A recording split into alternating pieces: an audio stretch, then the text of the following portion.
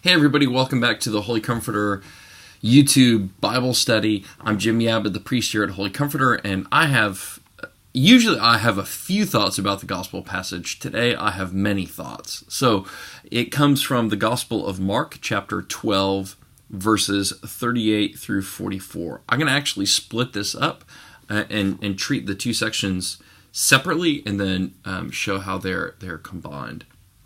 So let's start with chapter 12, verses 38 through 40. As Jesus taught, he said, "Beware of the scribes who like to walk around in long robes and to be greeted with respect in the marketplaces and to have the best seats in the synagogues and places of honor at banquets. They devour widows' houses and for the sake of appearance say long prayers. They will receive the greater condemnation." Yikes, this sounds a whole lot like pastors and priests and whatnot. We wear long robes. We have great seats at church. We are greeted with respect. And we have places of honor at banquets. I can say, from my own personal experience, all of those are true and have been given to me by just because of who I am, because of my office. I remember there was some event I went to. It was some community event. There were a number of community speakers, sort of the local politicians, the local muckety-mucks who were getting up and and everybody was invited, and it was a big lunch. And of course, I go in, like I pre-registered, and I went in, and they said, "Oh, you're a pastor, so you get to sit at the pastor's table." And the pastor's table was like front and center. And unlike everybody else who had to go through the buffet line themselves, we were brought food because we were at the pastor's table. And I thought, man, this is really weird. I don't need that. But I can see, and I think what Jesus is talking about here, how that can be so alluring and so tempting for those in positions of public trust and public authority when so much attention is given to you, when people really go out of their way to greet you and to welcome you and to serve you. I really do think that can get to your head and to your heart, and I think that's what Jesus is talking about these scribes, that they have lost sight of their true intention, their true mission. We should note that scribes are simply those who can read and write, but in this era, it seems like they had some sort of religious authority that they would understand and teach on the Torah, the law.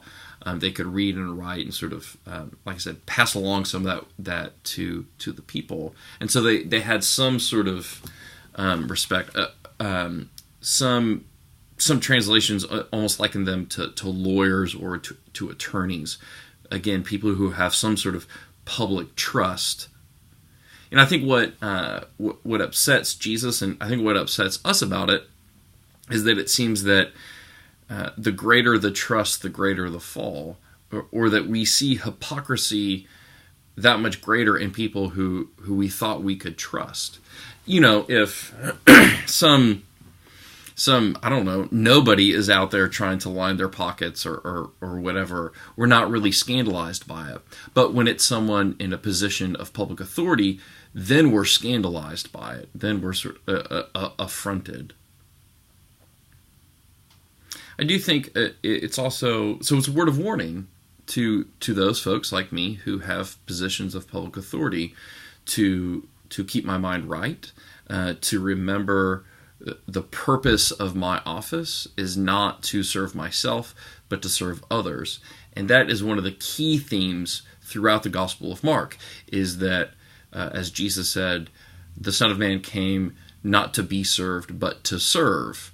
And I think that is a crucial theme running throughout the Gospel of Mark. Remember, way back at the beginning of the Gospel of Mark, Jesus goes and heals Peter's mother-in-law, and she gets up, she's healed of her fever, and what's the first thing she does? She starts serving Jesus. And we might think, oh, that's a little weird. But, of course the woman has to go, get all the food ready and, make lunch and whatnot. But actually, I think partially what the gospel is trying to say is, once we have been touched by the Lord, once we have received that healing grace, that mercy, that compassion from Jesus, the first thing we ought to do is to return that service. And I think what Jesus is saying here is that the scribes have not done that, and that they have rather chosen to enrich themselves. It goes on. Let's go to verse 41. He sat down opposite the treasury and watched the crowd putting money into the treasury. They're passing the offering plate, I guess. Many rich people put in large sums. A poor widow came and put in 2 small copper coins, which are worth a penny. Then he called his disciples and said to them, "Truly I tell you, this poor widow has put in more than all those who are contributing to the treasury. For all of them have contributed out of their abundance, but she, out of her poverty, has put in everything she had, all she had to live on." I mean, this is oftentimes called the widow's mite. And again, we know this is true. I think we have experienced this and seen this in our own day. Wealthy philanthropists who do incredibly good work, and of all political persuasions and stripes, give astoundingly huge sums of money to charity, to other good causes, but oftentimes their names are associated with it. I think that's what Jesus is kind of getting at. Again, it's going back to the scribes. What's your intention? When you give that money, why are you giving it? Are you giving it because you want to give it, or are you giving it because you think something will come back to you in the form of notoriety or attention? I also want to point out that she puts in the 2 small copper coins, which are worth a penny. Again, that's like some old Roman coinage there. Either way, it's worth, her total offering is worth about 1/64th of a laborer's daily wage. 1/64th of a laborer's daily wage. So, in other words, it's minuscule. Like, that is not much money. But, as we know throughout the Old Testament and the New Testament, widows are a protected class, because in that society, widows would have had no economic safety net. They could have been in financial freefall constantly. And so God and the prophets are constantly calling out to people to care for the widows and the orphans. Those are the two real, along with aliens, are the protected classes. The folks that the people always need to be looking out for, because they could be the ones who are oppressed, who are forgotten, who are used and abused. And so calling out this widow as the one who is putting in 1/64th of a laborer's daily wage and saying she's put in more, it's because, well, she has put in more. She's put in everything. And it also asks us then, what is more? And I mean, obviously, right, we can think about our own gifts to church and to other charities. And we got to ask ourselves, why do we give? Is it for the purpose of notoriety? Or is it for the purpose of true intention, of wanting to help further the mission of whatever organization it is? And when we do it, does it actually impact our bottom line? I think that's the most crucial thing in this. We can always talk about, well, you should give 10% to the church and all that. And I do believe that. But C.S. Lewis put it best when he said, however much you give away should impact your life. You should feel it in your bottom line. And that's when you really know that you're giving. And that's what Jesus is saying, right? If you're just, even though you might be given a ton of money, if it doesn't actually impact your life, then the offering is meaningless. Then it's really not affecting you. So I ask you to think about that in your own life, about the money that you give. Do you feel it? Does it really have a meaning in your life? Are you giving just out of your abundance, or is there something that really is causing you to change or to think about how much you're giving, or how you live other parts of your life. So this is an interesting point here that we also need to point out. This is the very tail end of the Gospel of Mark.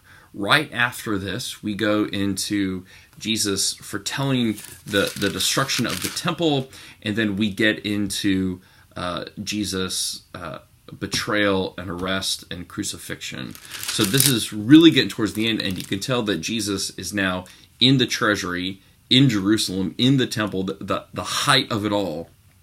And obviously, he's saying some things that are going to make people in authority mad, right? If he's telling the scribes openly, or talking about the scribes openly, and all the rich people, well, they're really not all that great people anyway. They're just lining their own pockets.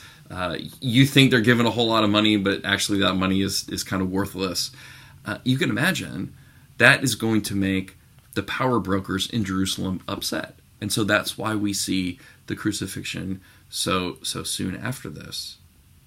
I think there's something that we can take from that then in a sort of general meta sense, in that oftentimes in church, pastors and priests like myself are told that our preaching or our teaching is too political, that we're engaging too much in the current state of affairs, and that we should stick to religious things or spiritual things. And I just think that's a whole bunch of baloney. That here we see Jesus stirring the pot in a really political way. We have to say this would have been seen as a political thing, upsetting the power structure in Jerusalem. That is the wealthy and the scribes that he's speaking against. And it's important, right, is that pastors and priests and whatnot, they can preach and stir the pot and be political for political purposes. But I think what we see Jesus doing here, and I think what's important for us to remember, is that when a pastor or priest speaks politically, it ought to be for the glory of God and for the kingdom of God, not for some earthly means or earthly measures. So kind of wrestle with that too. Who in our current context would Jesus be denouncing? Or who in our current context would Jesus be agitating? Again, that goes way beyond partisanship. And I think that all leaders of all political persuasions might not take to Jesus' teaching on this very kindly. That there's a real sense that it hits pretty close to home. So I know this is a little bit longer than I usually talk, but there's a lot going on in these passages. They're very subtle, but also very crucial, because, as I said, remember, this sets up the whole crucifixion narrative. And so it's important for us to go through this slowly and to think about power and money and what they actually mean in the first century and also in the 21st century. If you have questions, comments, if you liked the longer video, if you didn't like the longer video, well, if you didn't, you've already stopped watching, so it doesn't matter. I'd love to hear from you. Send me an email or make a comment in the comment section below.